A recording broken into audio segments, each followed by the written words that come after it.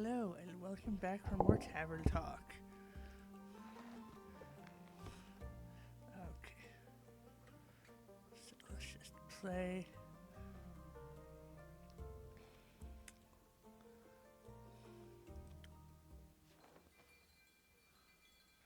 Okay, so Act 2, Starlight Sonata, number 9, Crossing the Threshold.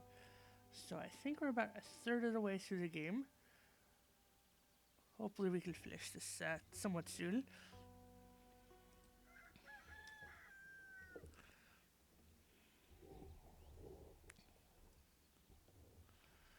Fable!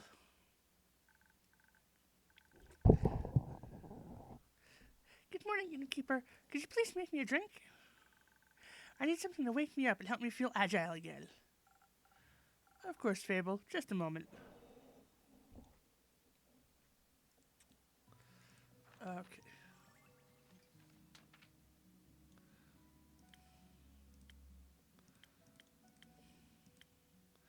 Okay. So again, the swift strike like she always gets. So we go. There's 1, 2, 3, all the way up there. Then one of these.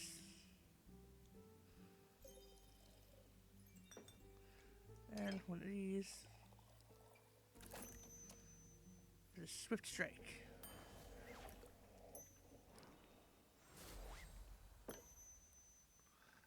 Thank you.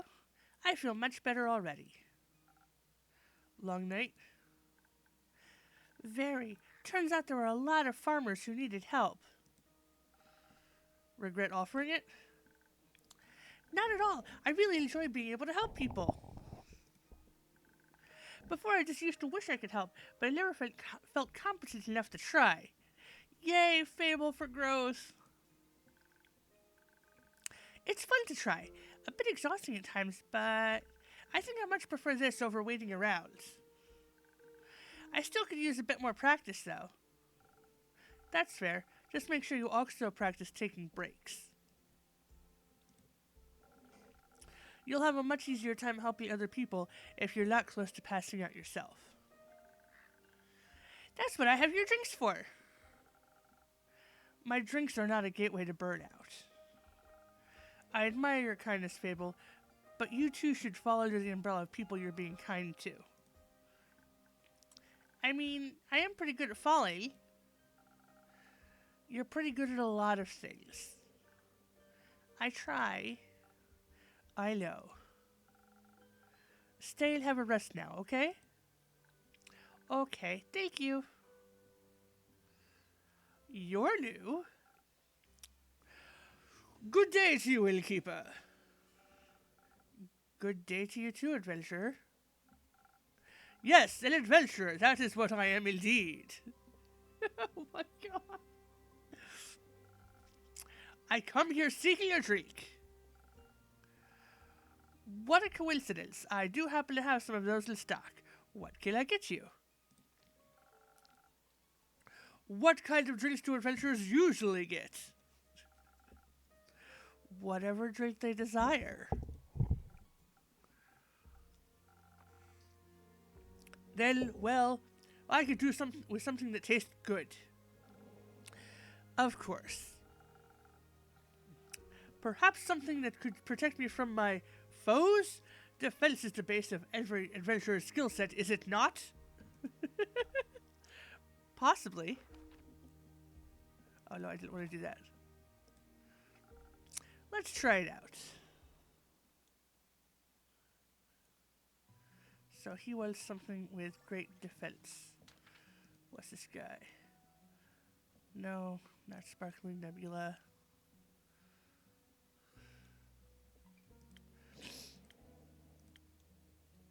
Frosted Lagoon. Let's go with the Frosted Lagoon, which is 3 defense. 1, 2, 3. 1 attack. And 1 crown. So let's see if he likes that.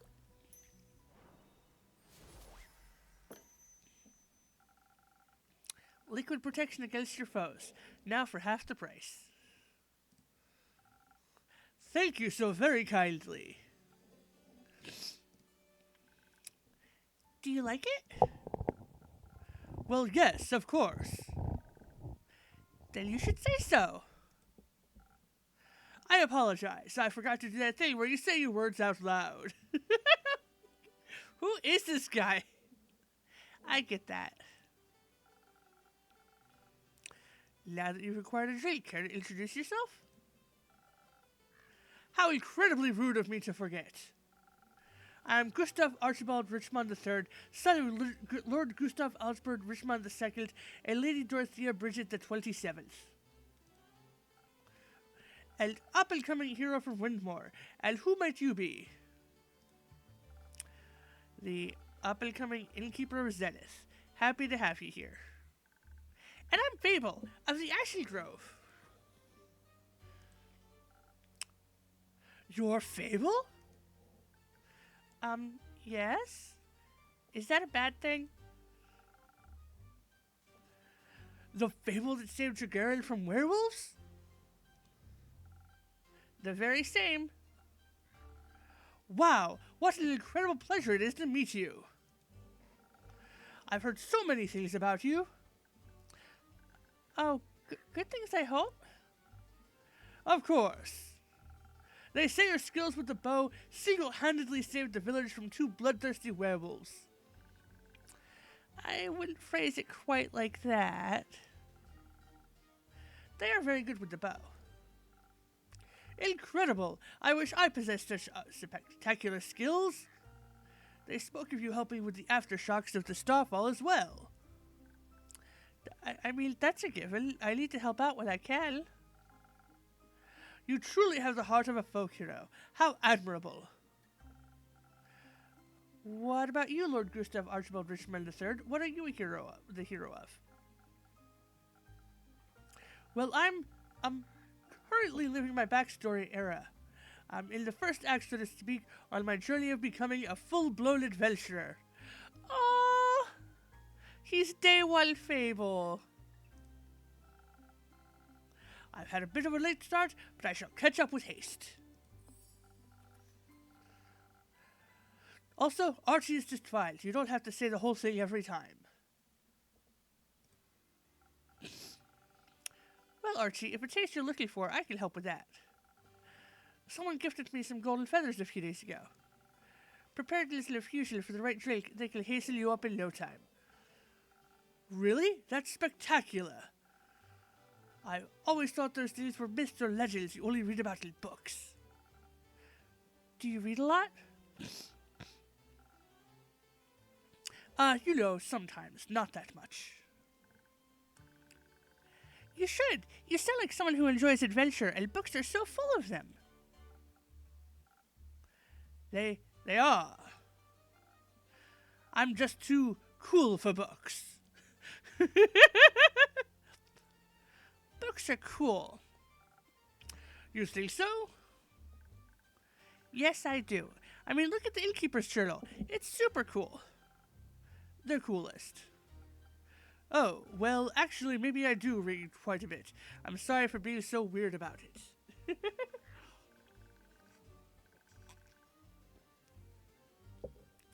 Don't worry, we're all a little weird sometimes. What kind of books do you like?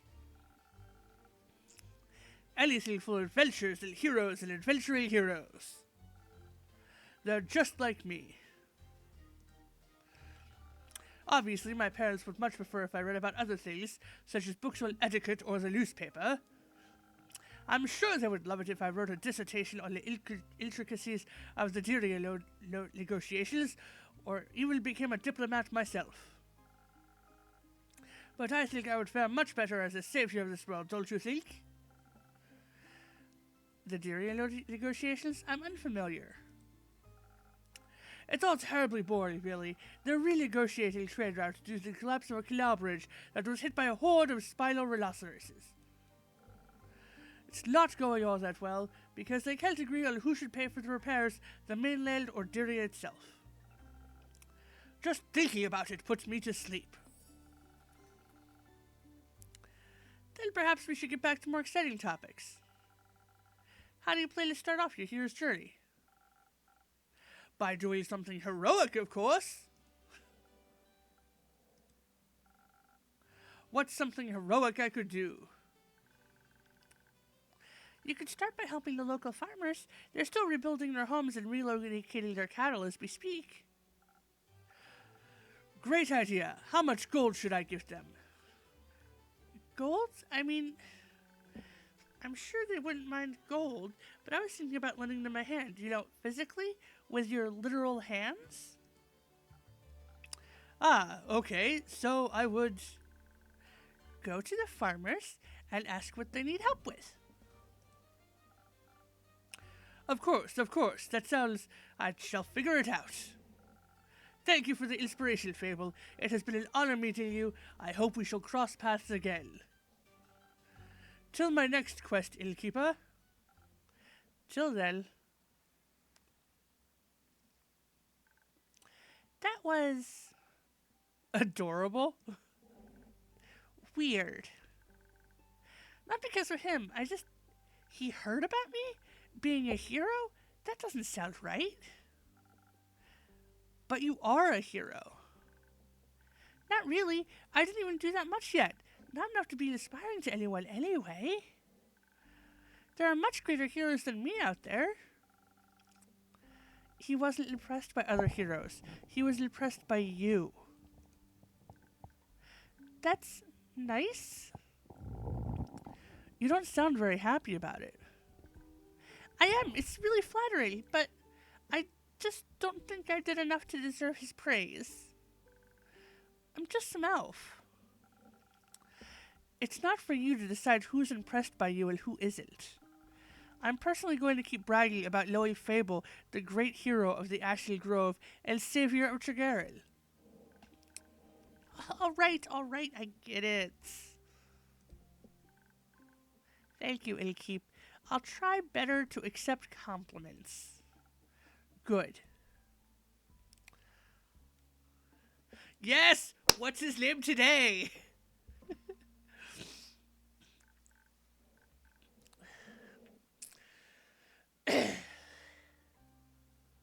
Hello, Innkeeper. Hello, Fable. Hello, Melly. And hello, Malachite. It's good to see you both again. Likewise, right, Mal?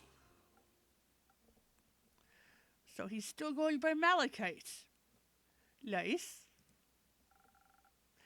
Can I offer you two a drink? Actually, you could offer us a quest.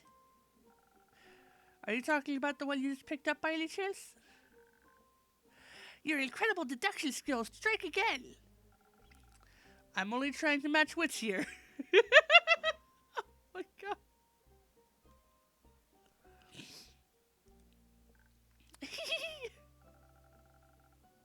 So you're interested in saving those poor familiars?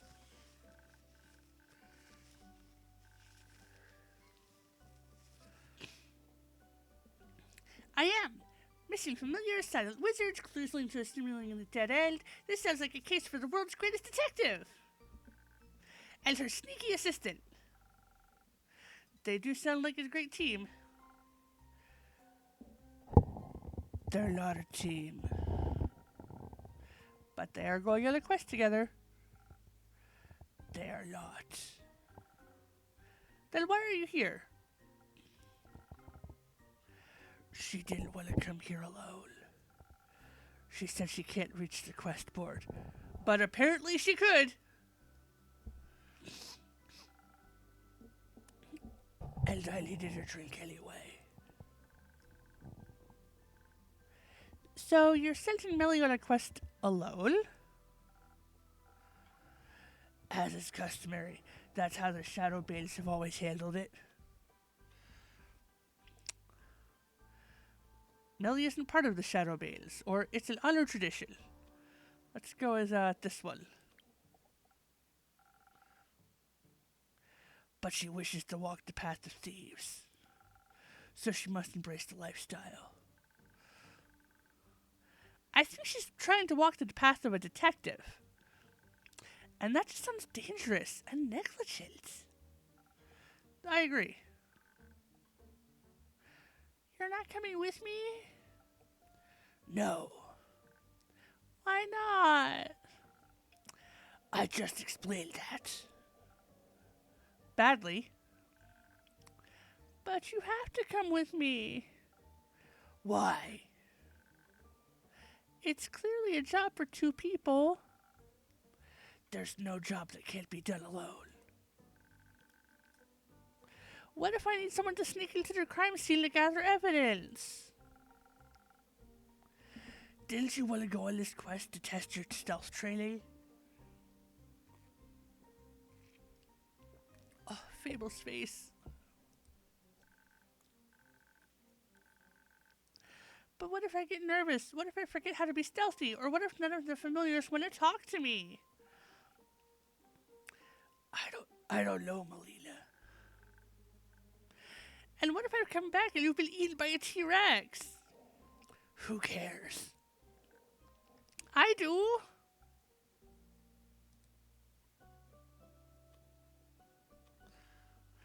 The T-Rex threat is much lower in Zoford. If the monsters finally catch up to me, that's how it's meant to end. I think you should run away from the monsters, not towards them. That would depend on your choice of lifestyle.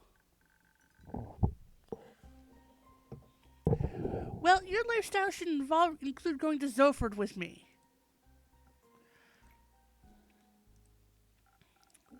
Listen, Melina, even if I wanted to come with you, I couldn't. I've got obligations, things to do. You're a thief. You don't have fixed working hours, and you don't have any other friends waiting around for you. Maybe not, but I do have a sheepfish to take care of. You have a sheepfish? I do. His name is Rufus, and he doesn't do well alone. Plus, he needs to be fed, and to do his daily crossword puzzles. Otherwise, his wool will get strawy. Oh, well, you're right. You can't just leave Rufus alone. He'll get lonely. Yeah. I could take care of Rufus. What? Well, I live nearby, and I'm very good with animals, and pretty decent at crossword puzzles. That sounds like an excellent idea. What if Rufus doesn't like you? He will, certainly after one of Fable's famous lullabies. You sing? Sometimes. Maybe you can sing a song about how Mal and Rufus got eaten by a T-Rex while the familiars booed me out of town. I think I'd prefer a song about you and Malachite, saving those familiars instead, right, Mal? Fine, but just this once. See it as a final exam for your training. Yay, that sounds fun! Wonderful. So, do you two need any help on your quest? Don't know. What do you think, Detective? Well, it's great that you would ask, Mighty Assistant. Please don't call me that. Okay, Mighty Mal then. Excuse me. No. How about John? Sure. So, John, thanks for asking. I have studied the quest given to us closely, and I've come to the conclusion that there is only one option.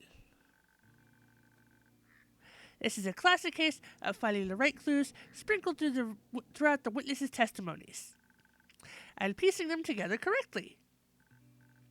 The townsfolk, the wizards, the familiars, they'll all have different conflicting information, and we'll need to collect and untangle it all to see the whole picture. But to achieve that, we need to be charismatic enough to get the truth out of them.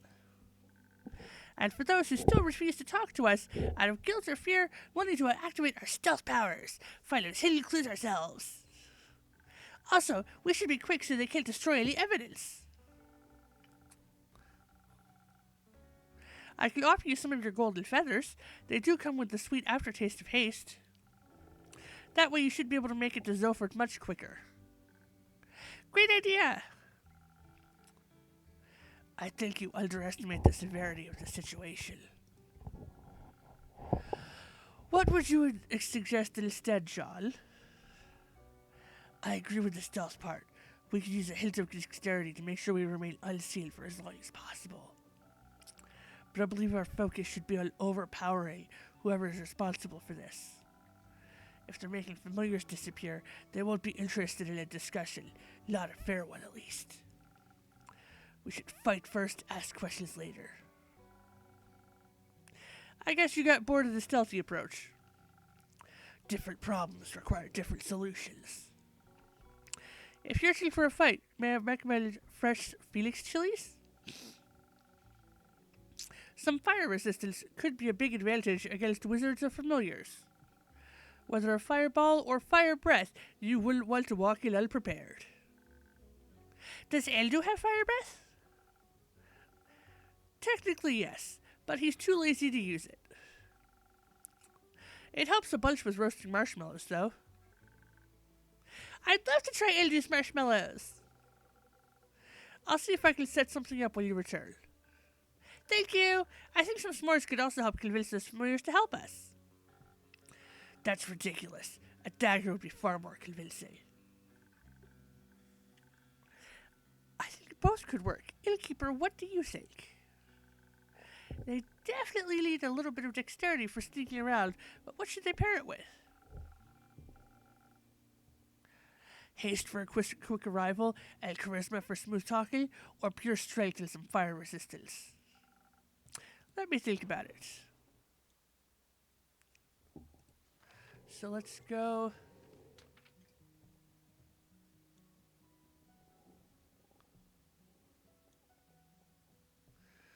So we have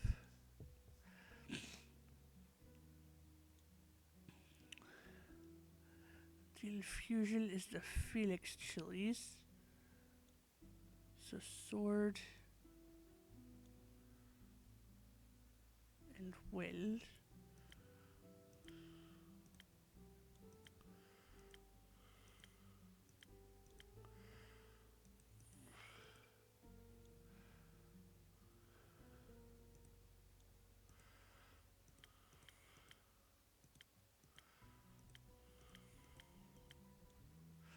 Huh.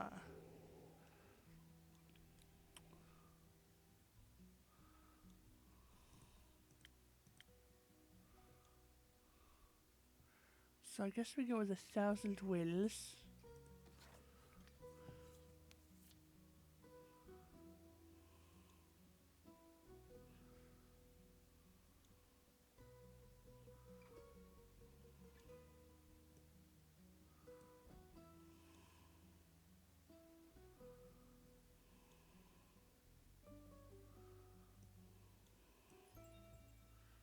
Let's go with that.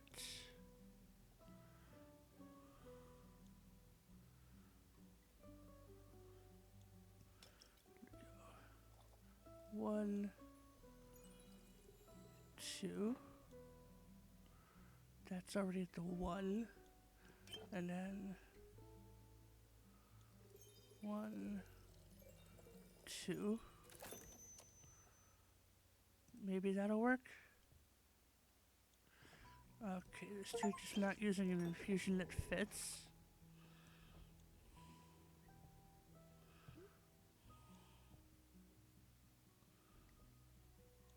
So it's this one.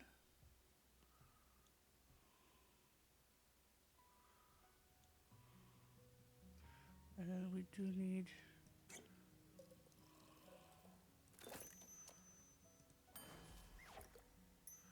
so there we go.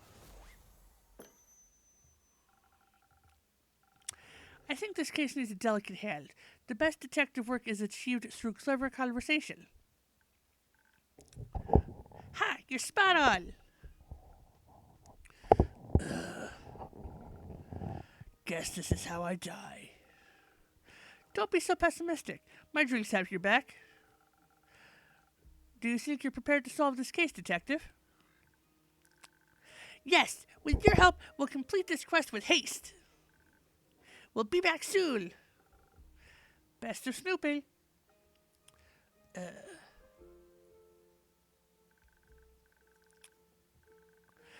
should go with them to pick up the sheepfish before they disappear into the night. Don't forget to sing him a lullaby. Rufus or John? Rufus. Right, obviously. I'm gonna go now.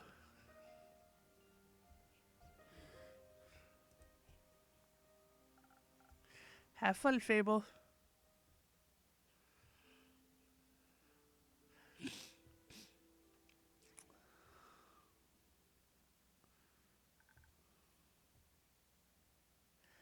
Innkeeper? Chrissy, glad to see you're all right. Because of the bird, I think I gave her like a Sleeping Beauty voice. Or a sleeping Snow White voice. Likewise, good to see you and the tavern are unharmed. It's quite the disaster out there. Els, I'm just passing through. Don't have time to stay for long. Need to check on the cottage, and the birds, and Fable. I'm sure everything is as it was. The canopies of the grove are sturdy after all. Which is why I chose to make it my home. That and the landscape. I hope your trip was nice at least. Oh, it was. It felt good to recharge and refill the creative juices. We walked a lot, actually. Almost mapped out the whole island. We also hiked to the foot of the Boreal Bridge, where the auroras touch the peaks. I heard the view is quite remarkable. It was. I'd never seen anything like it before. It was the first time I got to catch a glimpse of them. Also caught a glimpse of the infamous Banshee. Everyone told us to avoid the lonely lagoon because of her, but it's too beautiful to ignore. I doubt the Banshee means any harm. Everyone yearns for a friend after all, even scary creatures. It gets lonely as a monster sometimes. Everyone is scared of you. People shouldn't be. No one can choose who they're born as. We should accept them as they are. I have a few patrons who'd really appreciate hearing that.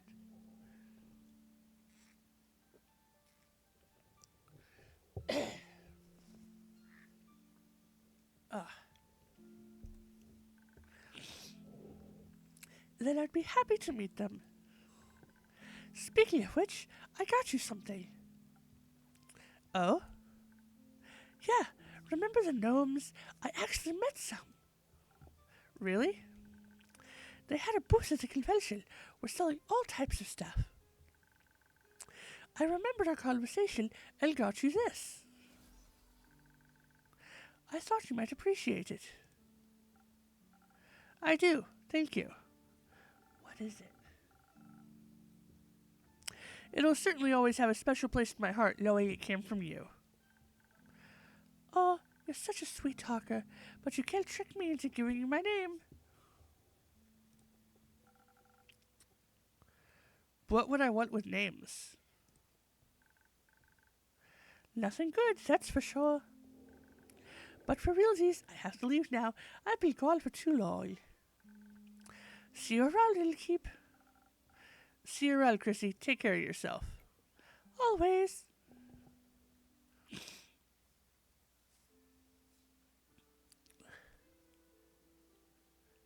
Yes. Oh, you're new.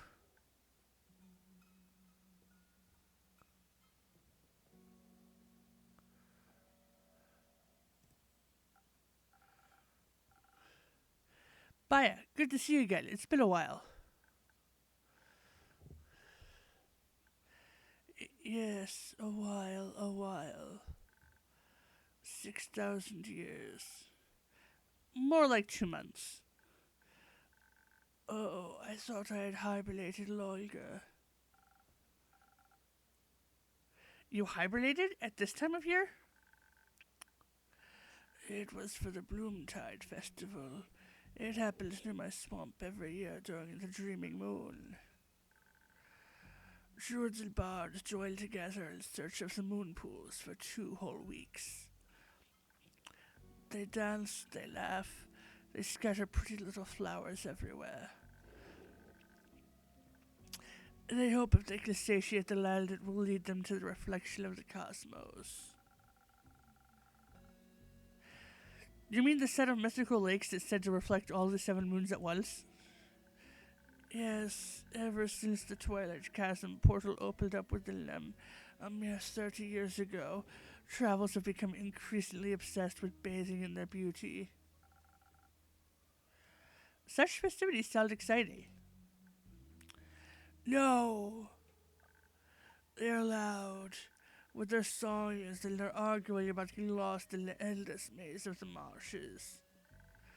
And they walk around with torches of burning ember that they swing too close to my precious vines. Why would you bring fire into a swamp? It is a little rude. Exactly. You know, I tried to join them one time. Their dainty flowers intrigued me, and I snuck up to them, dressed in my prettiest poison ivy, adorned with thorns of the undying trees. And you know what they did? What? They chased me away with their fiery brooms, chanting "Demon be gone" from the top of their tiny lungs. So now I hibernate every dreaming moon. That way I don't have to listen to their jolly tunes.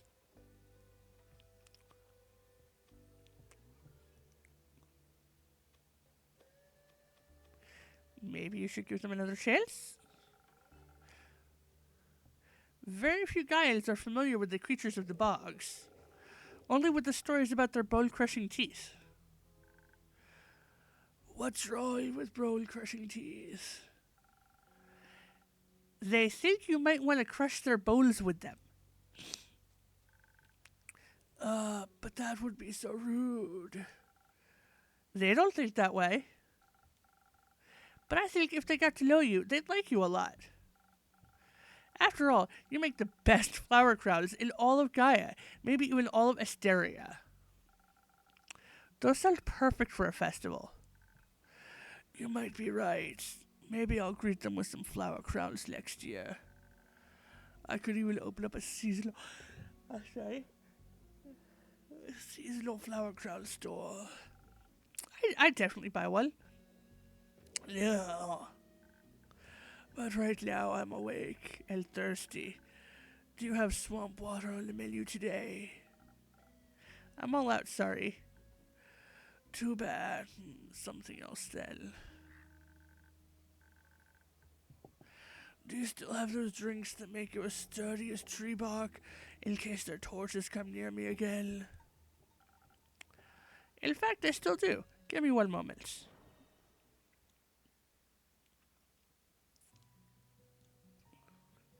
Okay, so we need defense.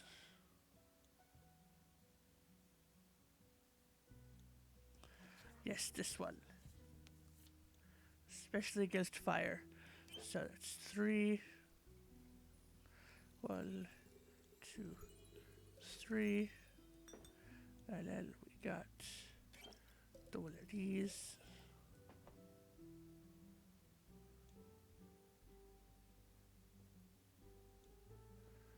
Oh.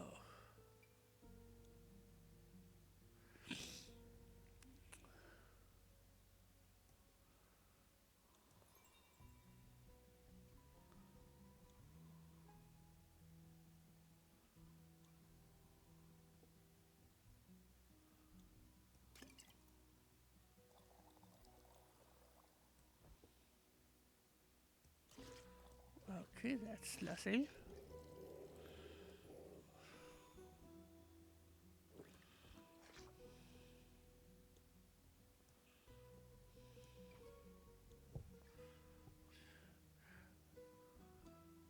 One, 2, and 3.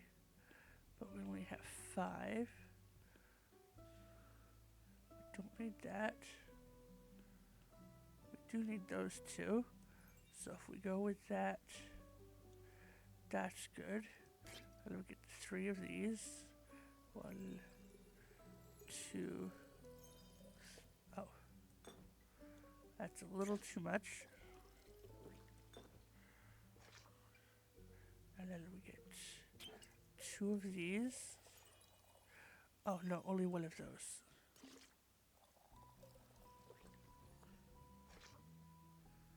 Oh, we got rid of all of those. Okay. 1 more. There we go. First snow.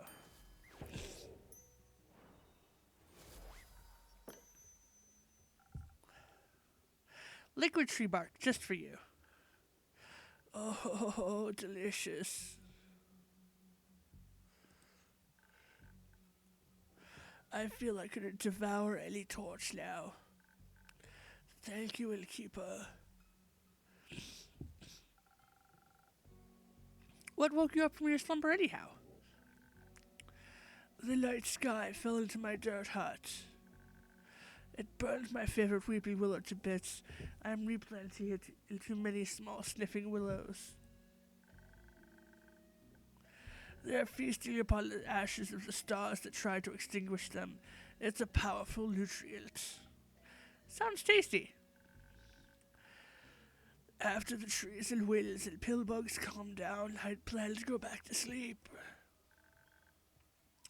All that calamity made me awfully tired.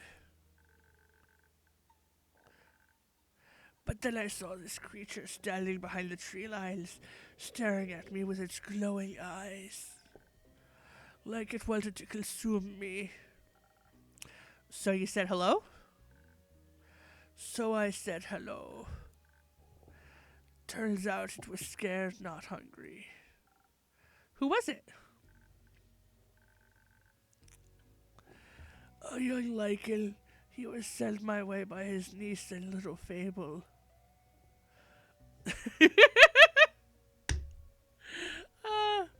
So the old uncle of Caroline's is a young lichen. Tobiah.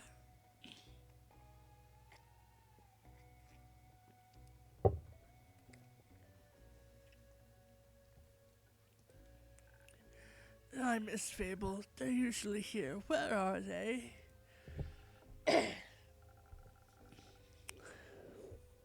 If I had to guess, probably pet splitting a sheepfish and helping out whoever needs it.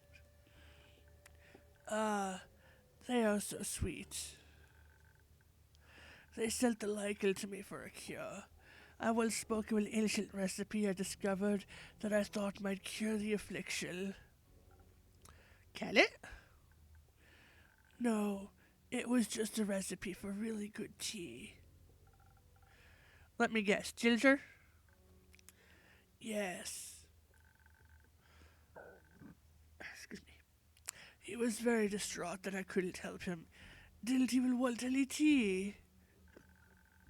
I tried to cheer him up by offering him some coupons for my new spa, but he didn't want those either. His fur could have used a wash. I didn't know you opened a spa. It's new. I want to share my flowers and mud and pools with everybody, so we can all look beautiful together. That sounds wonderful, Baya. I agree.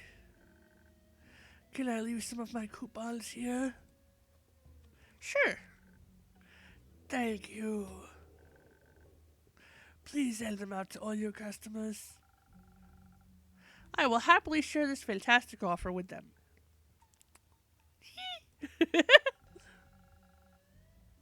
You could also just come here more often and hand them out yourself. But there's no one else here. Except the jackdaw. Do you want a coupon, little creature? I will leave one in your nest. No one's here because it's almost closing time, Baya. You'll have to come by earlier. During the day, or earlier in the evening, or during events. But there will be people here. Oh my god, those faces. I love Baya.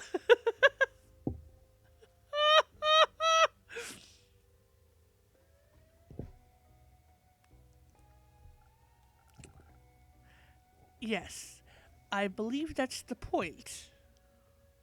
Okay, I'm sorry. I need to go get my phone and I'll just take a screenshot.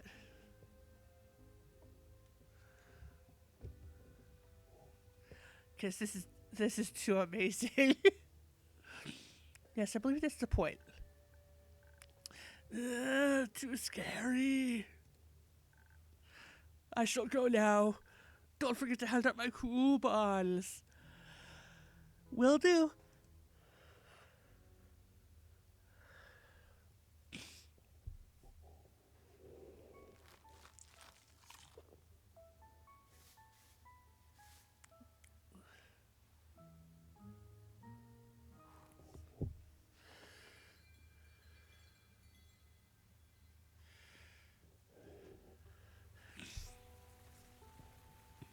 Act 2, Starlight Sonata 10, Twin Flames, 8th of the Astral Moon. Let's start the day. Let's see, are we going to see Kyle today? I miss Kyle. Okay, since she's kind of like a cyborgy type creature, I think I gave her, it's been so long, like a robot-y sounding voice. Hail, Keeper. Hello, it's been a while since I've seen you around. A whole week to be exact, and you already missed me? A little. Oh, that little smiley face inside. Cute. I got my hands on a job all the way over in Dyria. Seemed like something relatively easy but well paid. Ooh, is it about the bridge?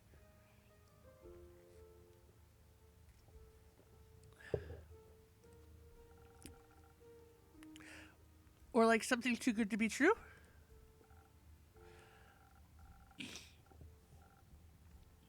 Not this time. Apparently the farmer just wanted it to be done quickly, so she offered a higher than average rate. Sounds like easy money. Yeah, I wish. You know, I think I could use a drink first. Something that'll loosen my tongue. I feel like this job drained me of all my social energy. Only if I get to hear the rest of the story. Sounds like a good deal to me. Okay, so she wants... Okay, so I think a thousand words, most likely.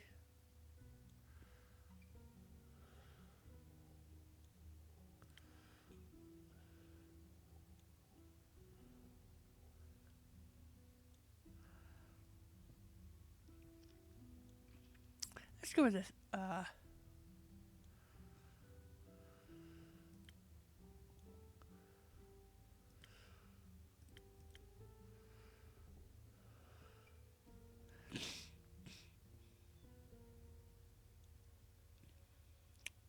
Yeah, definitely let's go with the spoken heart. 100% spoken heart. So that's one of these. One of these. And three of these. Speak your truth, trade.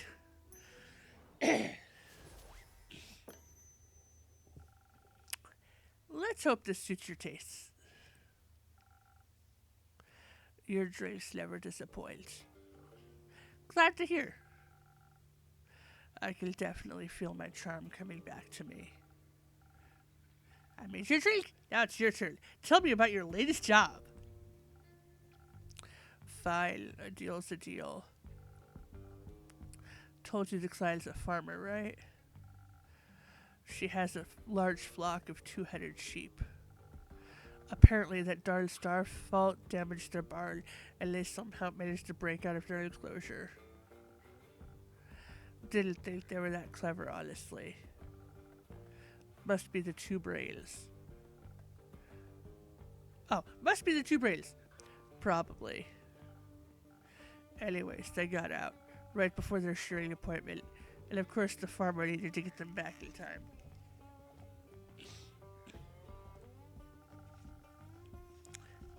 Especially considering the rumors surrounding the area at the moment. Seems to be a dangerous place nowadays.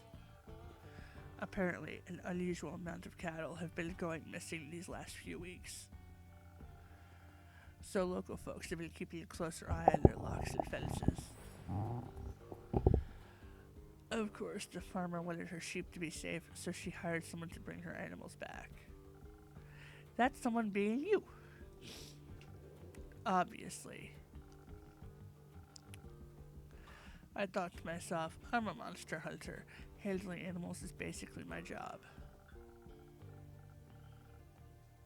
I'd say a monster hunter is rather known for, well, hunting instead of handling. That was exactly the issue. Do you know how stubborn two-headed sheep are? Let me guess, they're twice as stubborn as one-headed sheep? You got it.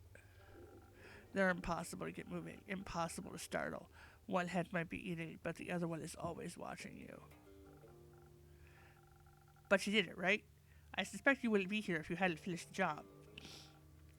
You're absolutely correct. I was at my wit's end, imagining having fought hundreds, if not thousands of beasts. And some sheep are the one enemy you can't win against.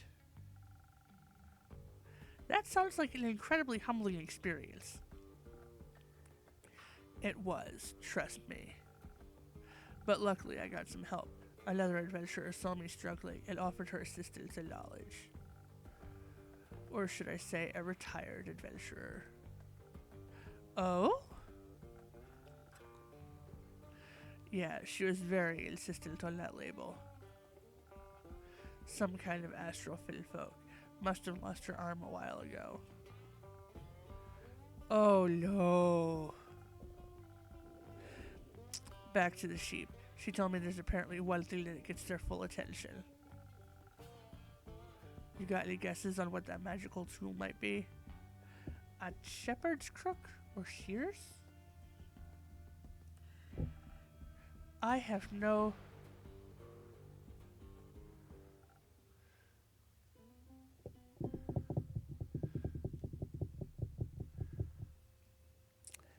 Clovers!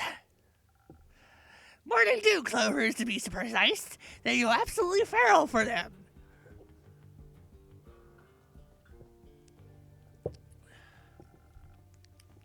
A few will make them follow every single one of your commands. But someone with your experience should know that, innkeeper. She just sounds like someone who would have a crazy voice. Do you two know each other? Barely. Ha! Keep your secrets then, oh so mysterious innkeeper. I wanted to buy her a drink after she helped me out back there. Didn't expect you two to be best friends, honestly. Best friends? I think you got that one wrong, Jade. I'd never befriend someone like her. I have taste. Well, that was unnecessarily rude of you, Una. You didn't even consider my feelings. Consider me sorry, innkeep. Apology accepted. Speaking of taste, what about your drinks? I know you've always liked experimenting with potions and other suspicious liquids. Looks like you finally made it, huh? Indeed. I think I got the hang of it. Then what are you waiting for? Your old rival is waiting for a drink. Preferably one that'll restore my energy. Those sheep made my old bones all wobbly, and I don't like feeling so weak. Gotcha. Let's see what that old magic has to offer. Don't worry, she might not look like it, but her drinks are actually really good. I bet. I'll just take that as a compliment, I suppose. Okay. So let's go with...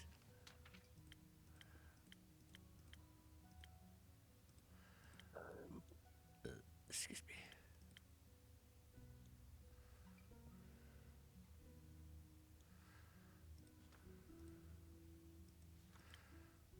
So Southern Brawler.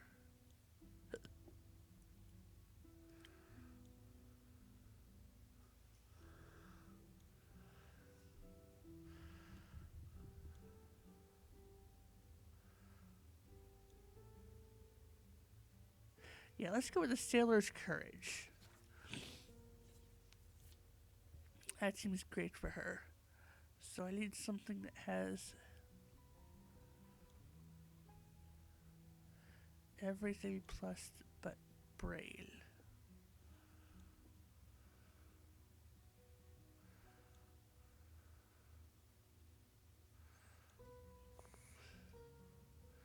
So I think that's going to be here.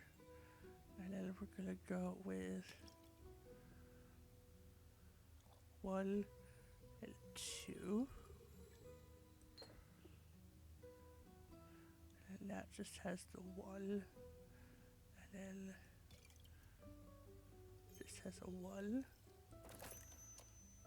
The Southern Brawler. Let's see if that works for her.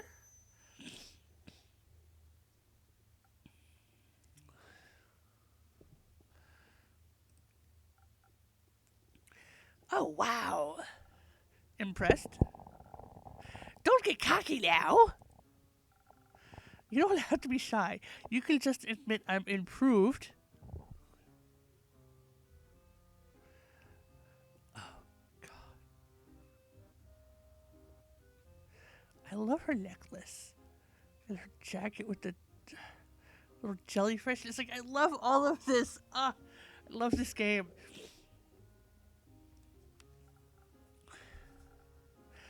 So, Ula, Jay told me you're retired now. Had enough of the adventuring business? Absolutely. I don't want to have anything to do with that anymore. I've completed enough quests for at least 2 lifetimes. And yet you decided to help Jade. Ever had to handle a two-headed sheep? Not yet. Lucky you. Lucky indeed. I just couldn't watch her struggle with those stubborn beasts any longer. But this was a one-time exception. Did the farmer pay accordingly after Mornay do Clover's magic trick? Oh, absolutely. She was so happy. She gratefully paid both of us. That's good to hear. She even tipped us with some gems she supposedly found in one of her fields. But I'm a Maida. I don't have use for stones like those. And since I'm retired, I couldn't care less about material riches. So we figured we'd give them to you instead. But I wouldn't tell that pretentious blonde dragon priestess if I were you. Feels like a blasphemous gift. Oh, divine gems. A little blasphemous indeed.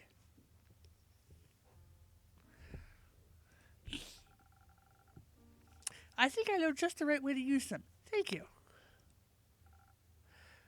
Don't mention it. Now that we're done here, I can finally go back to crochet for the rest of my life. I was going to say it looks like she has a crochet hook strapped to her, like, armless arm. I was like, that's... for the rest of my life. Didn't get this hook pointed for nothing. Of course, I occasionally gotta rip some youngsters off while playing cards.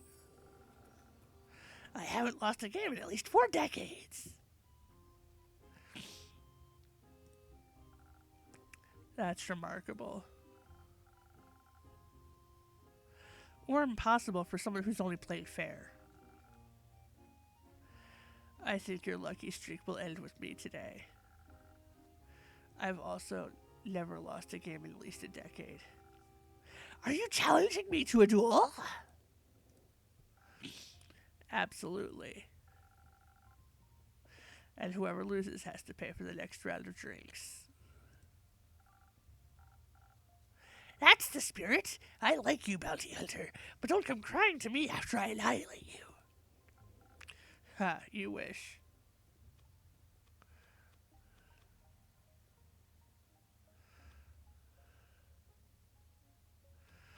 Oh, which one of them do I help?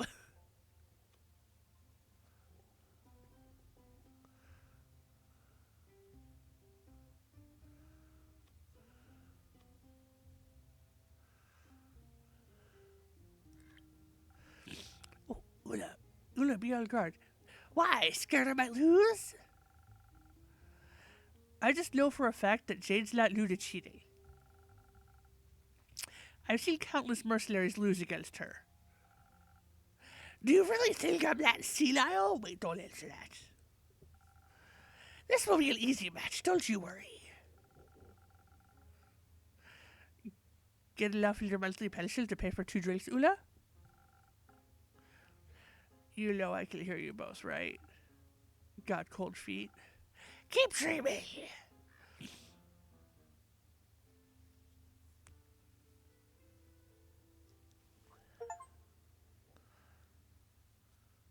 Ooh, Dragon Priestess is someone new!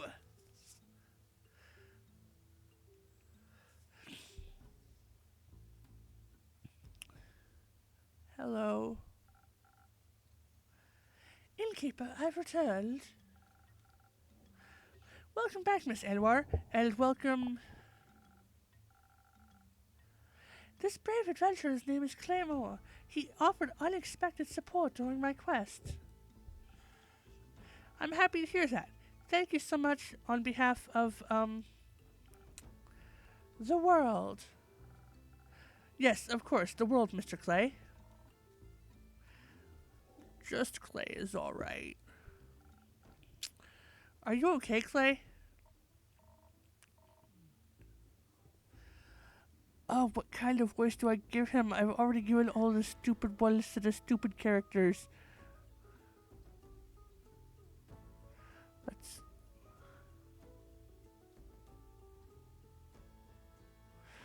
Let's just keep going with the sad, because he's crying for now. Yes, I'm just a bit sad, but that's okay. Not every day can be sunshine and ferrets. Yeah, we don't have a lot of ferrets around here, sorry. He'll be okay. One's first quest can sometimes be a bit much. It wasn't my first quest, I just don't like when there's fighting. You were very good at it. I know, but I like it more when we all get along in the end. Evil can't be reasoned with. Not everyone you disagree with is evil.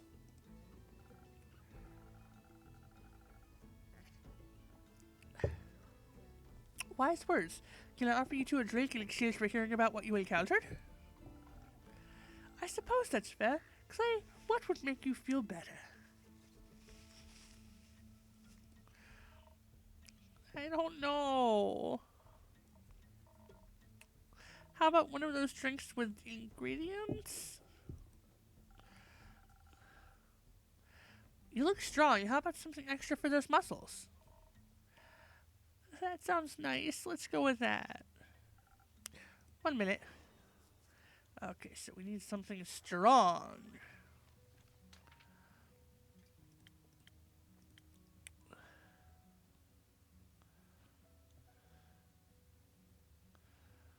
Yeah, let's go with the Sailor's Courage. It's one. So one of these. One of these. 3 of these.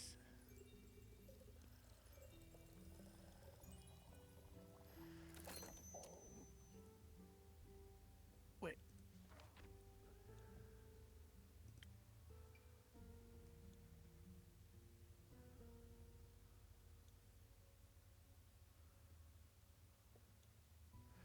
Oh, we need it.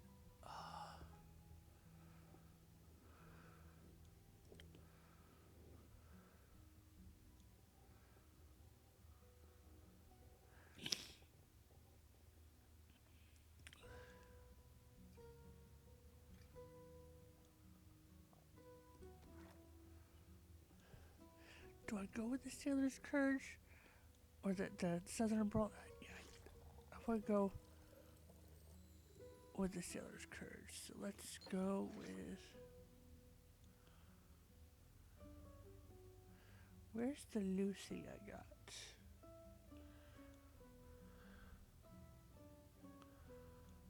Not that one, not that one. That's a plus and a plus.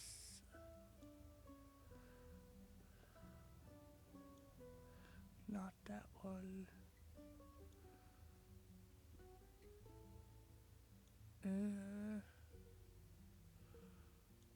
let's go with this. And then we'll do two more. 1 and 2. To max that out. That one's done. Now we need one of these. And then we need one of these. There we go, the Sailor's Courage.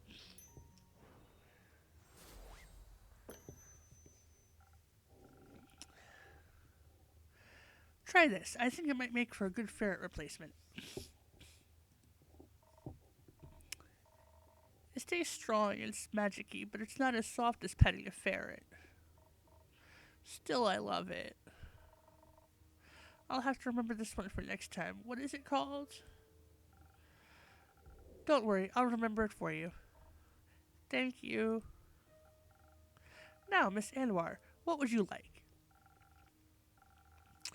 I need some of that liquid vigilance. Even here that's important to stay on guard. Will this be the right time to relax?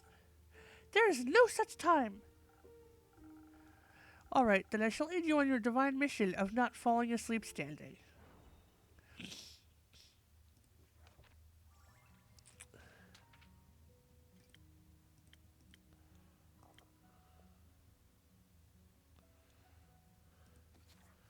So, Frosted Lagoon gets 1, 2, 3, and then 1, and that one. Frosted Lagoon.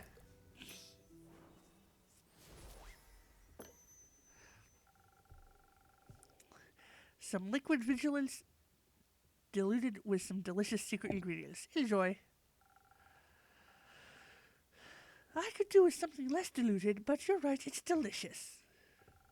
Happy to hear that. Now, I believe you have earned yourself a story. Please, go ahead. Say, do you want to start? No, I think you should go first. I missed your whole investigation. I suppose that is correct. Well then, as you already know, Innkeeper, I plan to start investigating right here in Zenith.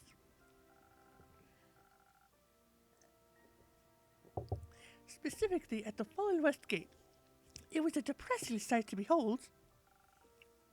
So I've been told. I assume either Melina or the vampire caught you up in their observations? Both, actually, but Melly went into a lot more detail. Mostly about those wildfire badgers. Ah, yes. It was reckless of them to sneak after me like that. I'm glad I was there to save them.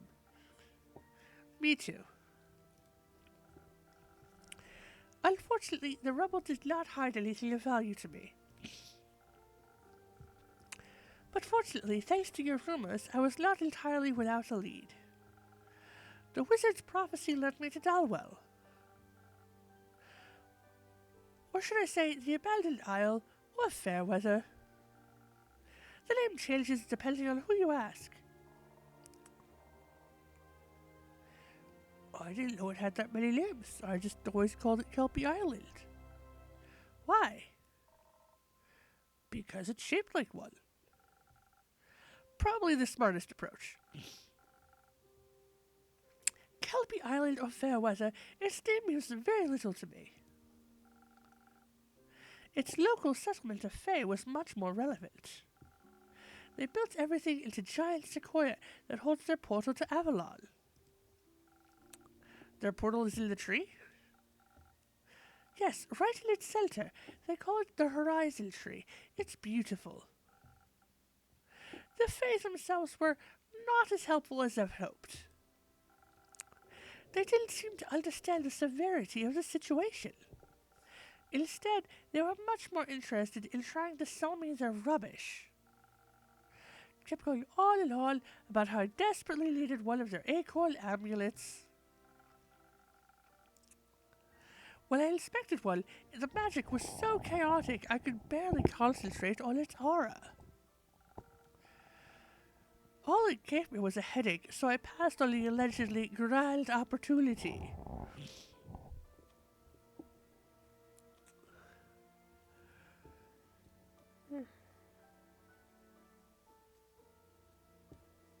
Seems like you missed out on a good deal.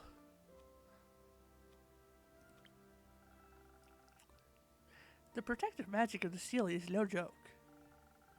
It can guard you from squirrel attacks for the rest of your life. Dragons, you sound just like them. I think an acorn amulet would be nice.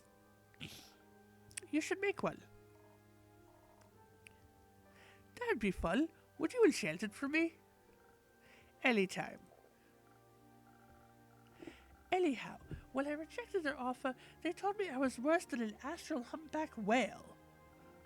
When I inquired into the meaning of that phrase, they told me that such a whale had destroyed one of their scouting camps just a couple of days ago. And that, apparently, my rejection of their generous offer was a bigger slight. They didn't wish to elaborate further, but I had what I needed. No acorns, I assume. No, but a hint towards something that had caused unusual chaos very recently. Even if it had nothing to do with the starfall, this creature clearly posed a threat to the settlement. So I'm not sure what you would have done next, actually. Go swimming for a whale? Of course not. One would not find such a creature in the ocean. Obviously, I knew that. But it can be summoned with a celestial summoning ritual. Which you know how to do? Naturally. So when night fell, I made my way to nearby Carapace Beach and prepared to summon a whale. I don't mean to question your methods, but if you were going to summon an astral creature for answers, couldn't you just have summoned Cassiopeia herself? She would know what's going on, I'm guessing. Are you out of your mind? Summon a dragon? The Realm Keepers have sworn a divine oath of neutrality that prevents them from directly interfering with the simple world of us mortals. The full might of their powers could disrupt the delicate balance of your cosmic design. Right, sorry, slipped my mind. You are forgiven. Unfortunately, my ritual was not as picture-perfect as what I would like to have been. I was not able to find any flimmery limpet shells, so I had to fall back to different ones, which meant that the protective properties were a bit out of balance. I knew this meant that the whale was likely to break out of the protective balance of my summoning circle. But sometimes risks are necessary. You could have just waited for the tides to bring in new shells. I did not have the time.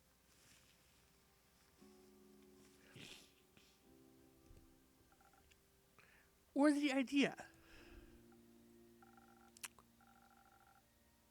I was prepared to defend myself. I did not need to waste time on alternative solutions. And except for the minor lack of protection, the ritual went off without a hitch. Normally, the burning of shells would have scorched my hands, but luckily I happened to be fireproof at that very moment. How convenient. When the last shell burned to a crisp, a colossal astral humpback whale appeared out of the sky in a wave of concerning darkness. Stars used to accompany them. I mean, there was one star. There was. The whale was even bigger than I had anticipated, almost as tall as the horizon tree. And in its stomach rested a giant sun, the only star of the night sky whose light had not been extinguished, nestled right in its belly. That sounds beautiful? No, it sounds dangerous. The creature was out of its mind the moment it fully materialized. I expected some initial hostility, but it did not even hesitate to attack me. Sounds like a very angry whale. Or a very hurt one. No, didn't want to do that. I admit it was a tough foe. Its bite was strong and coated in the fire of a swallowed star. It attempted to swallow me too several times. I want to go back to these two. Most of its attacks could not damage me, of course. Thanks to your drink, it had no chance against my defenses. But it was still a massive beast, and my attacks alone were not enough to bring it down. And that's where Clay came in? Exactly. My mace was in its maw, and we were locked in a contest of strength. When suddenly, someone pushed it into the waves, granting me a moment to collect myself. Moments later, Clay was by my side. Together we were able to vanquish the beast. Were you there for the whale too? No, I was collecting seashells. Seashells? Yes, for my friends. At this time of year, Kelpie Island is full of all kinds of sparkling, floating animals from the astral sea. And they love munching on seashells. Do you encounter these creatures a lot? I try to. They're very nice. Usually, at least. But when I saw Tia fighting that whale, I had to step in. It looked terrified, you know. Every time the moonlight hit her armor, it bared its teeth like it was trying to scare her off. After I pushed it out of her way, I thought I should try and calm it down. I tried communicating with it, told it to stop, but it seemed too scared to even hear me, or in too much pain. In pain? Every time it moved, it seemed to wince slightly, like when you carry logs all day and then someone asks you to help rearrange the kitchen. But I didn't have enough time to figure out what was wrong. It jumped right back at Tia, and Tia right back at it. I did notice Clay trying to speak with it at first, and I considered stepping back for a moment, but I could not risk anyone else getting hurt. No doubt it would have ravaged the camp again, perhaps even the settlement. So you didn't manage to calm it down.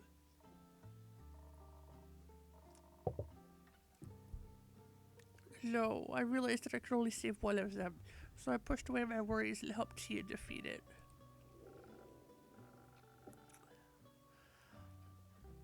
He's a remarkable fighter.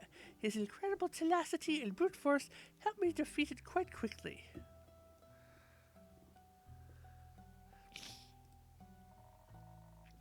Tia kept its attacks focused on her, and I dealt the final blow. When his weapon struck its body for the final time, it and the star in its belly exploded into stardust that then slowly settled into the Carapace Sea. It was like 1,000 tiny stars, all now floating in the deep blue.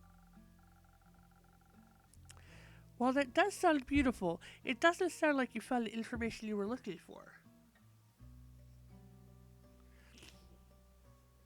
It did not. I did not. I was hoping to examine its body, but all that was left were miniature stars, seemingly stuck to the waves, gently crashing into the sand. She was really frustrated, so I suggested we could try talking to its ghost, like my granny likes to do. She said that astral whales don't have ghosts. which seems wrong to me. They already have the perfect translucent body for it. The ghost was a dead end, but he did give me an idea. Through my late connection to Cassiopeia, I realized I could try to commune with its fading essence through the stars it had left behind. Of course, I do not speak well, but Clay does. You do? I can talk to animals. You're full of surprises. Thank you.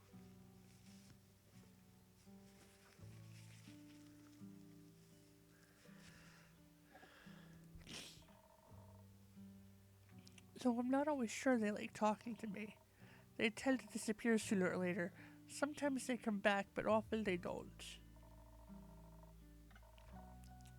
I think that maybe I accidentally say things that upset them without realizing it, and they think I mean to hurt them. I hate when that happens. You mean they just disappear like they were never there? Yes, like they moved to a different, quieter beach. Or like they returned to the astral sea? I feel like they would tell me if they went back home. Not necessarily. Many Asterian creatures can traverse the planes at will, but they don't always have control over when they return. On many occasions, the astral currents pull them back home before they're ready. And once you're swept up in them, each subsequent journey out becomes more and more difficult, or so I've been told. I would guess your friends either went home when you weren't there, or got pulled back before they had a chance to say goodbye. So you're saying the sea swallowed them? Not quite, it just beckoned them home, through a celestial hug of sorts. So that means I could visit them in the astral sea? That would be an incredible undertaking. Traveling between planes is quite hazardous.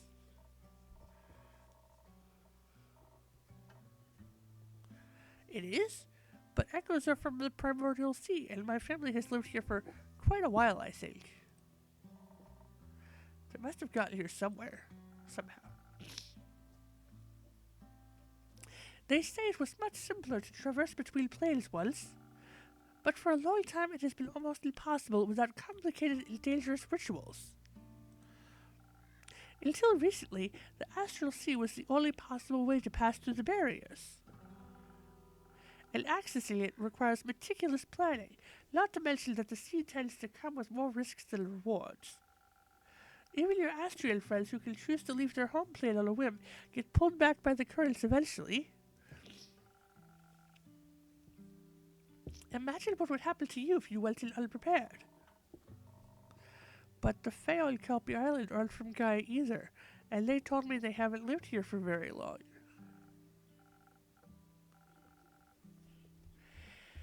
Since the 5 interplanar portals opened up, interplanar travel has become a lot more accessible again.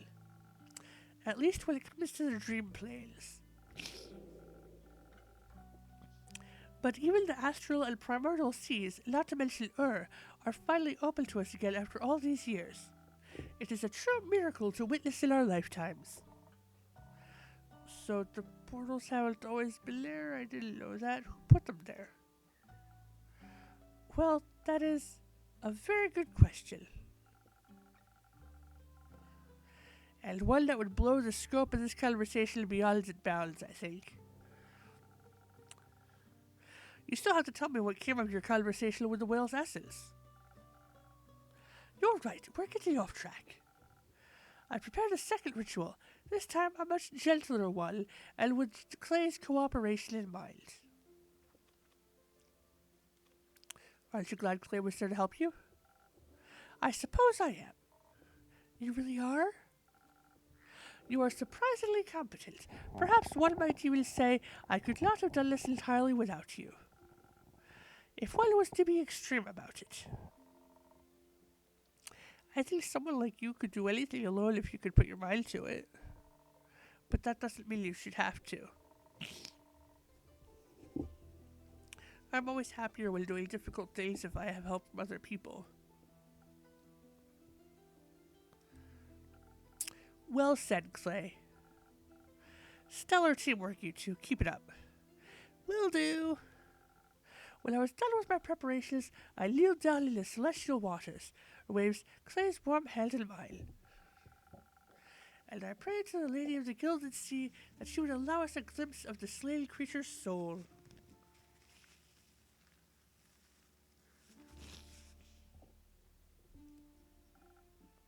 Did it work? Of course it did. It felt like bathing in a river of stars, but the stars had feelings and aches and even more feelings. Its thoughts were like a song of ice and fire. It sounded so scared and cold and sad. Cold is not what I would have expected from a whale with a star in its belly. Me neither. But that's when I realized what was wrong. Why did it look so sickly and grey? The whale had been cursed with a potent frostbite that had frozen its body from the inside out. A very painful condition that would drive anyone to madness. If you're scared, angry, and hurt enough, you'll do a lot of things you might later regret. Together, we dove deeper into its memories and discovered how it had been inflicted.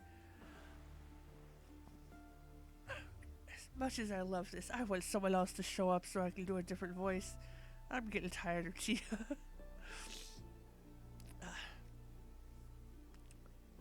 I miss Kyle. We're not going to see Kyle tonight.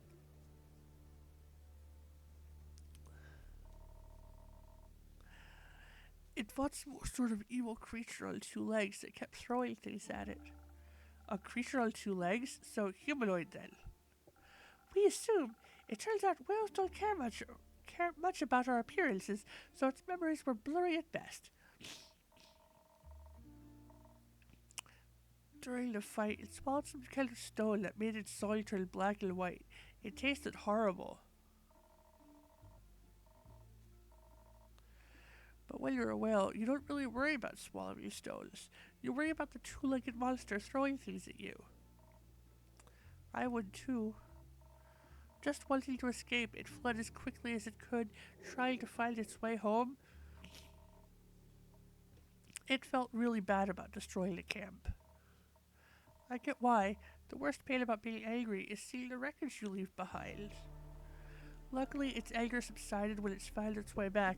It thought it was finally safe, but suddenly this freezing cold began. I don't mind the cold much. I'm from the Highlands, and we get a lot of snow in the winter. But the kind of cold it felt was awful. Painful and inescapable, like it was freezing from the inside out. The potent frostbite I mentioned, it seems a curse took hold and slowly spread throughout its entire body. It tried to keep itself warm by feeding on solar crabs and cosmic squid, but it didn't help much. It just kept getting more scared and angrier and colder, until even its brain was freezing over. It couldn't think of anything other than the cold. So in its desperation, it ate the hottest thing it could find. A star. A star! A giant one at that! It looked deceptively small, contained in its belly, but apparently it was one of the biggest ones the night sky had to offer, the East Star. It ate Pharos, the guiding star of endless seas? It did, and it helped. It kept its frostbite at bay, even if it did not eradicate it. But as you can imagine, such a massive star disappearing did not have the most desirable effect on the astral sea's delicate balance of gravity. I can imagine that. The whale was very confused about what had happened. It looked like all the stars suddenly started to fall and spin out of place.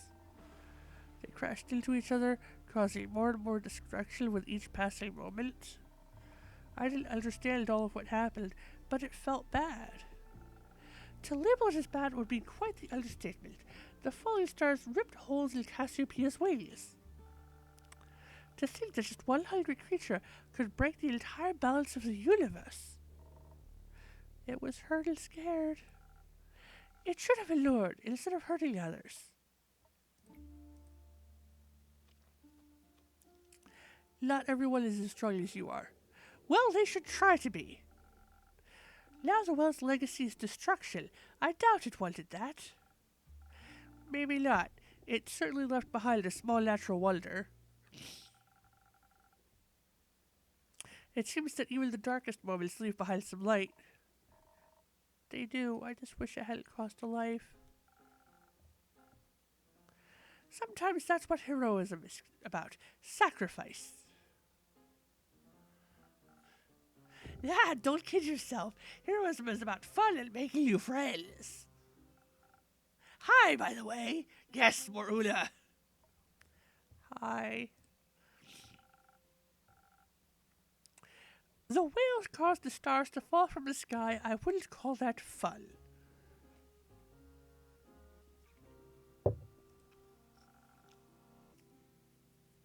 The friends part usually comes first.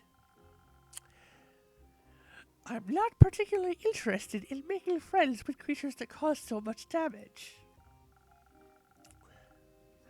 My dear, you could learn a lot from giving people some grace rather than condemning them for all eternity. Sometimes granting strangers the spaces to grow can change everything. The beast could have grown into a supernova. Or into the new East Star. I could not have taken such a risk. You seem like you have control issues. Maybe try being more like your friend here. You know how to let loose, right, buddy? I think I'm pretty fun at parties, if that's what you mean. But sometimes when I let loose, people get hurt, like that whale. Ah, dang it. So maybe Tia is right. Self-control is important. My, you're all just a bunch of mopey clowns. And you are incredibly unconcerned about the impact of letting something that dangerous live. If it had continued causing trouble, this weirdo over here would have just made another quest out of it. But I guess you're too young to understand the virtue of taking it easy. With age, you learn things just happen as they happen, over and over again. It sounds like you just want to avoid taking responsibility for your role in that cycle. I intend not to be part of it. I intend to actually change things.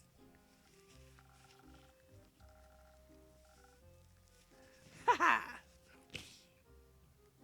So far, you seem like a pretty standard cleric. Maybe a little bit too paladin for my taste, but if you say so. I just hope you can live with the changes you cause, because you're gonna have to. I am ready to take responsibility. At least that's better than apathy. Dragons, I did not miss religious zealotry. Anyway, old enemy, got another drink for me? I'm running dry. Anytime, Ula. Are you still running low on energy? How about another strong one? You got it.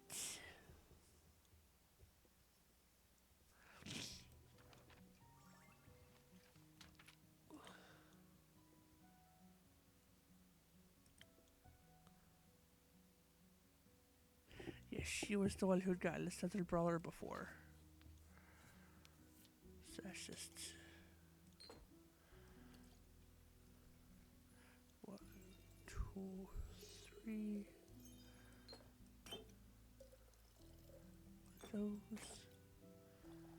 One of those.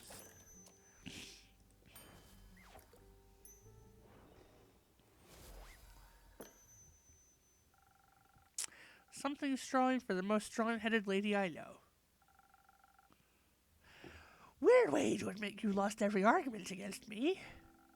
But this drink is splendid, I'll give you that. What are you gonna do now, kid? Now that your big bad whale is defeated? Find out who is behind this. Clearly the whale was merely the byproduct of some sort of agenda. I must find out what that is. Justice never sleeps, does it? It cannot afford to. No one is going to thank you for working yourself to the bone. People usually prefer you sticking around instead. Which is something I'm not going to do right now because I have a card game to win. Good luck with your agendas. I apologize on her behalf. It's fine. Tia, do you want to go? No, she was just being overly dramatic. Oh, I see. Maybe we should listen to her advice at least a little bit. My granny always says, with age comes the priceless wisdom of mistakes. And that lady was right. You could use some rest. I think she greatly underestimates the importance of this situation. Both of those things can be true at the same time. Clay, you do have a point that age can bring wisdom few of us can otherwise aspire to. Perhaps the knowledge we need to uncover this conspiracy lies not in the future but in the past. After all, the past is full of terrible disasters that were prevented. Which means that this too could have been attempted before, if not very successfully. Knowledge of something so vile must be scarce and well guarded, maybe even abandoned. I have never come across anything like this anywhere in the Aperture's library. Granted, the Aperture has only been standing for a little over 2 decades now. Its library can't be that vast. Many of the Order's books were relocated to the new strongholds, but I do believe that we don't currently harbor the knowledge I seek. For that, other avenues must be explored. What are you considering? We could ask everyone we come across until we find someone who knows something.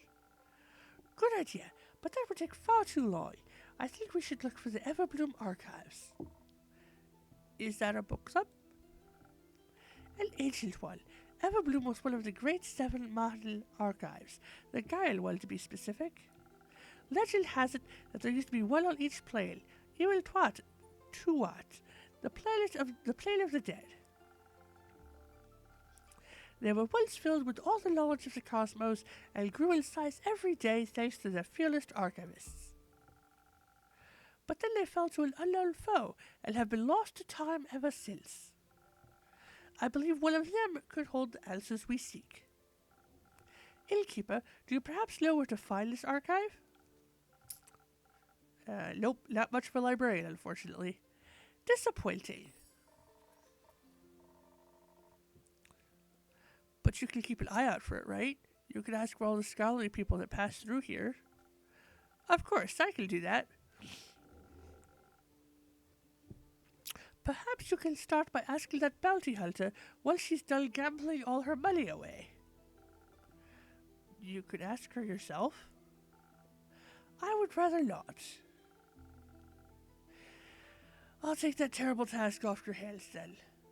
Wonderful. You won't need more than a day to take care of all this, right? I could do with a little more time. Nonsense, we don't have more time. I need your full commitment on this, innkeeper. This is very short notice. As are disasters, typically, hence the vigilance. I shall return to a fully prepared quest tomorrow morning. Okay. In the meantime, you should rest. Don't be ridiculous. I have things to do, people to help, prayers to consult. Una was right. A good night's sleep would do wonders for you. I could even offer you some coupons to a beautiful swamp spa. I'm not interested. If I rest now, who will this world have faith in?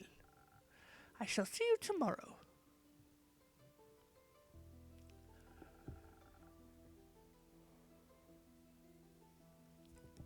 It's always nice to see a workaholic in action.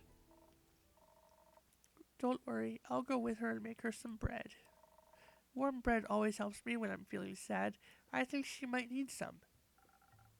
That's very kind of you, Clay. Make sure you get some too.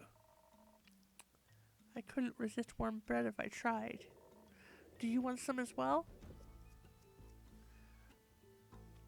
Yes, please. I'll bring some by tomorrow. Do you have any allergies? No. Thank you, Clay. Anytime. I hope you like bread rolls. Who doesn't? I'll take some of those coupons too. Wonderful.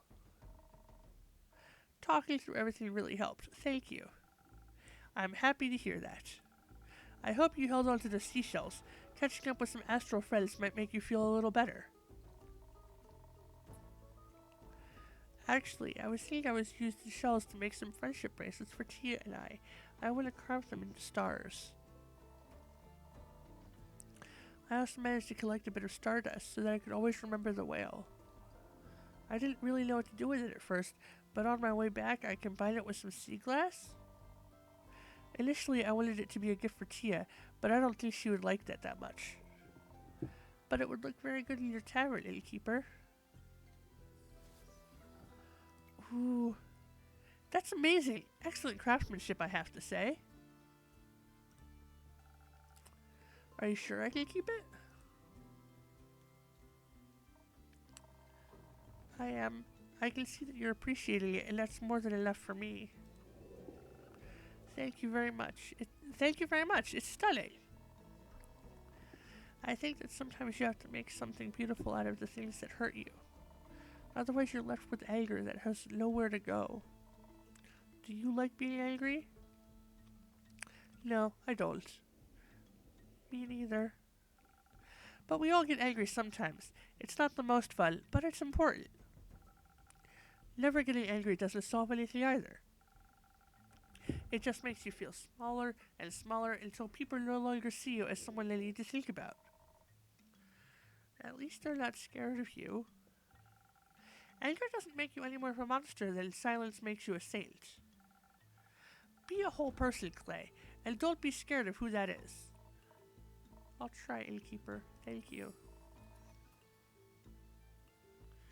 I hope you find a way back to yourself, too. Thank you, Clay. Okay.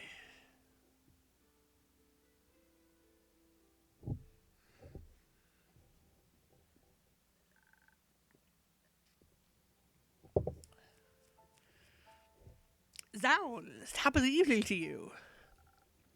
Welcome to my tavern. Oh, what do my magical eyes see? New faces, new acquaintances? With whom do I have the pleasure today? No way! A speaking skeleton? Haven't seen one of those in a long while. Oh my god, my crazy voice and my papyrus voice are so close together. Oh. Hello there! How incredibly rude of me to leave out introductions. My name is Scully. And he's so polite as well. You can call me Una, Mr. Scully. And that one over there is my friend Jade. Hi. Ah, Philomita, but with more skill left. Which isn't immensely difficult, I suppose. Glad to make your acquaintance, Una and her friend Jade. He was more of a carnival barker because of the hat, I think so. So I'm just going to continue with this voice for now.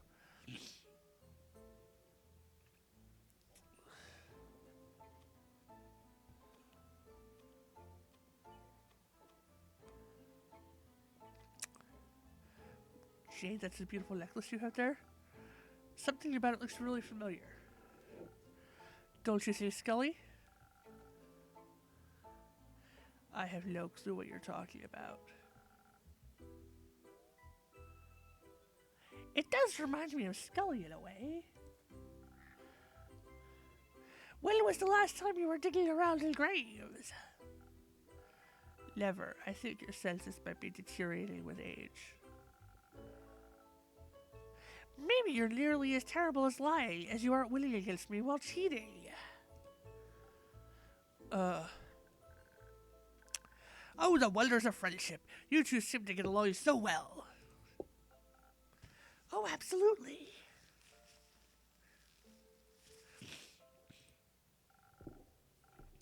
I think I should be going now. I still have work to do. What a coincidence! I happen to wanted to say the same exact thing. But wouldn't it be rude of us to leave that distinguished gentleman all by himself? I think one of us should definitely stay a little longer. Isn't it cool that both of you have bows made of shimmering gemstones? Well, that is true. I haven't seen another miner since I woke up, so anywhere between 2 weeks and 2 centuries ago. See, it's a match already. Would be a shame if the two of you were to become friends. Huh? Anyways, see ya. That was, quick. Indeed. I guess a woman her age knows what she wants.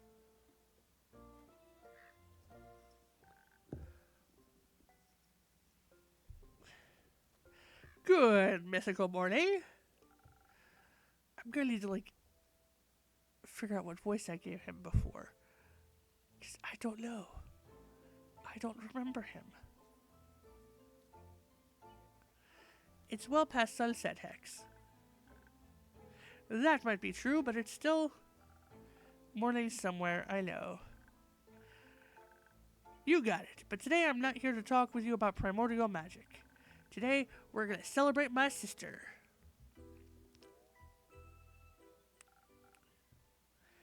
Greetings, everyone. Come on in. Pleased to meet you. My name is Scully. Jade. You can call me Hex, and this is Grace, my little sister.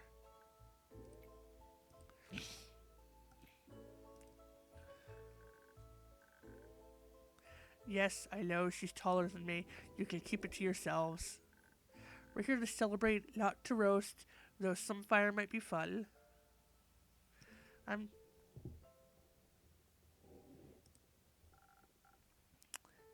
No fireballs inside, Hexagon. If you insist, a fireless party it is then. My bones are aching for a party. I haven't attended one in what feels like an eternity. What's the occasion? My wonderfully talented sister successfully defended her wizard doctoral thesis just today. She can now call herself an actual full-blown selenite witch. It's not that special, honestly. I beg to differ. That's majorly a big deal. Congrats.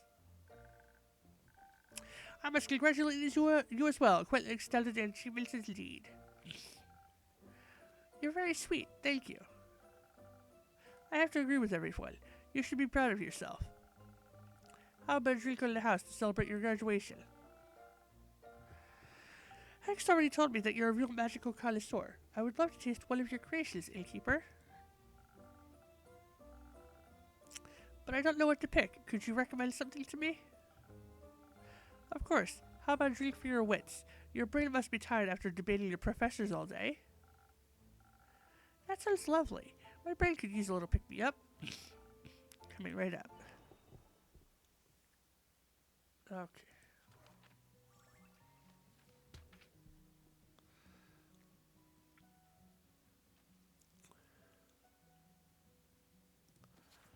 Okay, so we need 2 and 3 to make 6. So we definitely need not that. That's minus, but plus.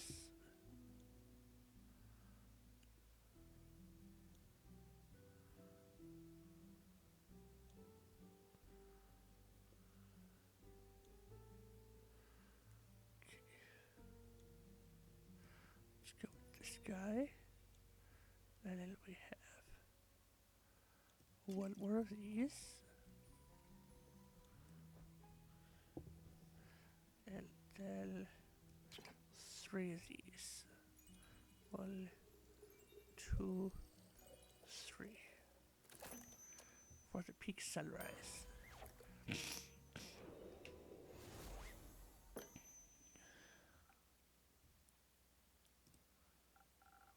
My, this is delightful. See, told you, she definitely knows her craft.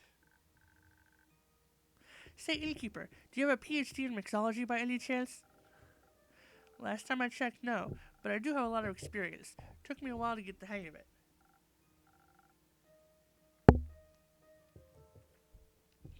I can tell, your drinks are really tasty. I could easily go for another round of debating right now. Is anyone else up for a drink?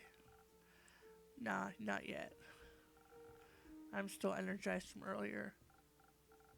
Scully, Hex, what about you two? I'm good. I don't want to steal the show today. I would love a refreshment for these old bones, actually. Perhaps something that'll bring back the charm of the old days. At your service. So he wants something mostly kingly.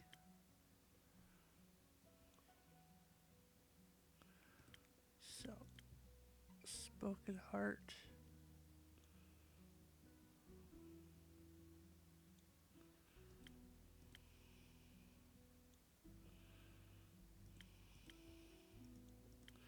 Let's go with the spoken heart.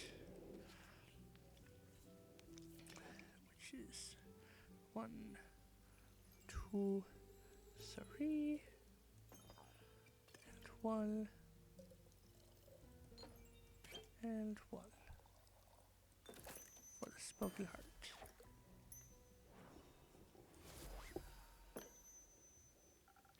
Here you go, a drink for the charming gentleman. Oh, what a lovely taste. It warms my bones inside and out. Should I be worried? Maybe it's an undead thing. Well, see, but practically it would be impossible. It would be possible for a magical drink to warm one's bones. You just need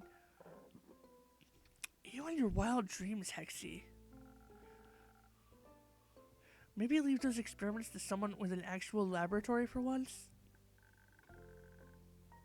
All that talking about studying and degrees brings back so many old memories. I also was a scholar once. I spent my life as an archivist at the Guy Everbloom Archives, to be precise. Oh yes, he needs to talk to Tia. Before my, supposedly eternal slumber. I've read a lot about the old archivists, but I've never had the chance to talk to one. Well, obviously, they're all dead. All of them? Yes, the archives were destroyed ages ago. They're mostly a myth now. Oh, that's quite sad. A lot of knowledge must have gotten lost with them. I guess so. If you wouldn't mind, Scully, I'd love to hear more about them. Maybe we can revive some of that old knowledge. It would be my pleasure, but sadly I cannot remember much of my research. All those years below ground and without sunlight don't seem to have been good for my memory. It's been a few centuries since I've been alive, so I'm not even sure where one would find the archives nowadays. Or their ruins, rather. Do you remember the environment surrounding them? Maybe that could help. A little, I believe. I might have even woken up close by. My early memories as a skeleton are quite hazy. During my lifetime, the archives were located deep underground. Guy's lively blessings were juxtaposed with hostile and lifeless mountain range. They were surrounded by nothing but rocks and boulders sharp as talons and fangs. Even if you made it out of the mountains, you'd be greeted by either dry steppes or poisonous lake. The liquid in that lake could steal some meat right off your bones. I knew someone that fell into the lake once. I remember it as if it were yesterday. Well, that sounds like not the best place to build an important archive stronghold. Wouldn't necessarily agree. They say the books and scrolls of the Mahadan archives contain all the mysteries of our world and the realms that surround us. Of course you have to protect that knowledge. Would be a shame if someone... Anyways. I think I know the place Scully's talking about. Oh?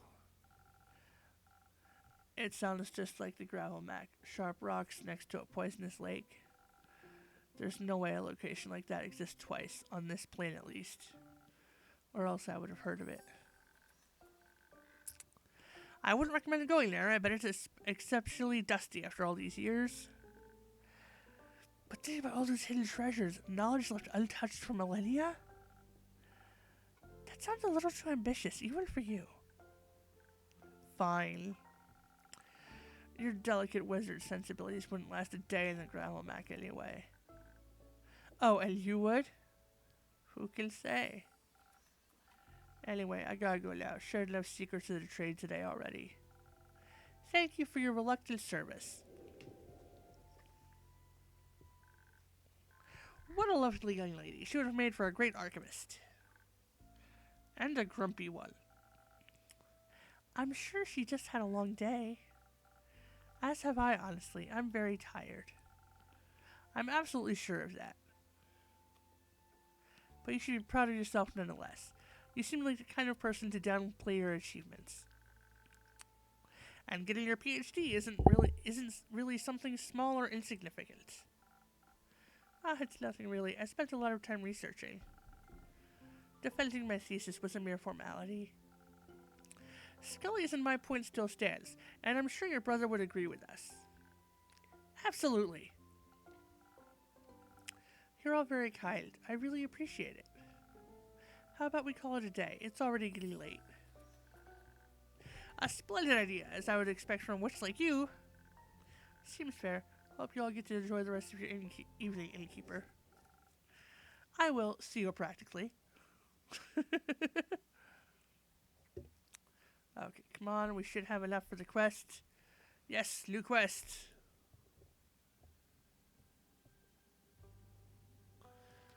So I think it's this one.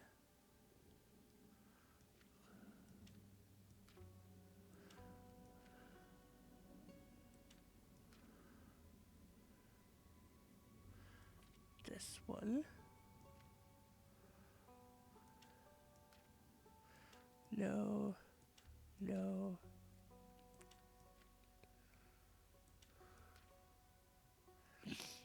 There we go. And then, ooh. Raiders of the Lost Archives. The Lost Mahidal Everbloom Archives are said to offer infinite knowledge to anyone with unanswered questions. Its ruins lie deep within the Gravelmac, a dangerous and lifeless mountain range that even seasoned adventurers try to avoid. If that wasn't enough, the mountains are also said to be haunted by nightmarish, bleak stalkers. Let's hope they don't find abandoned archives cozy and inviting.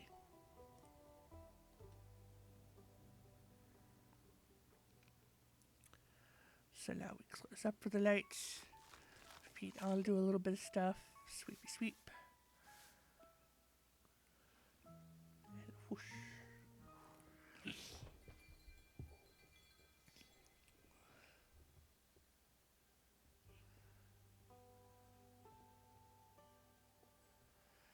Okay, and it is very nearly 10 o'clock. So we are going to call it a night since we don't have time for one more day. And we will be back to start in on Chapter 11, Trouble in Paradise, Night with the Astral Moon, tomorrow at 8 as usual. See you guys then and hope you have a great time. Bye.